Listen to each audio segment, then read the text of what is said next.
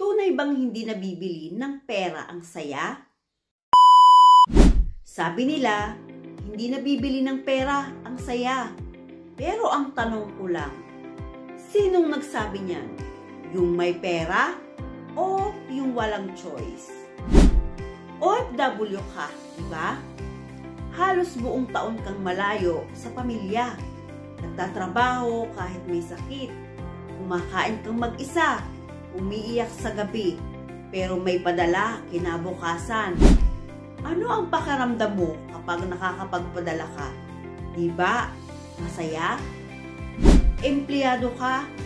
Natitiis ka nga sa utos ng iyong boss kahit hindi ka lakihan ng sahod. Bakit? Dahil kailangan mo ng pera para sa iyong needs at wants at para sa iyong pamilya. Kapag naibigay mo yun sa sarili at pamilya mo, ano ang nararamdaman mo? Diba ang saya? Kung hindi mahalaga ang pera, bakit ganito tayo magsakripisyo? Aminin natin.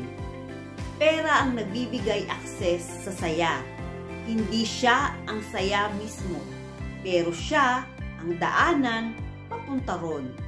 Time with family, good health, quality education, peace of mind.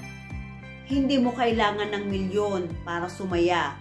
Pero kung may alam ka sa pera, hindi mo kailangang lumayo habang buhay para lang sumaya. Dahil ang totoong goal, umakyat, umuwi, at manatiling masaya kasama ang pamilya. Hindi masama ang pera at hindi rin masama ang mangarap ng masaya at mayaman. Pero ang masama, kung habang buhay ka, naalipin ng kahirapan. Kaya habang may chance ka, mag-aral ka na, baguhin mo yung cycle. Ako si Janice.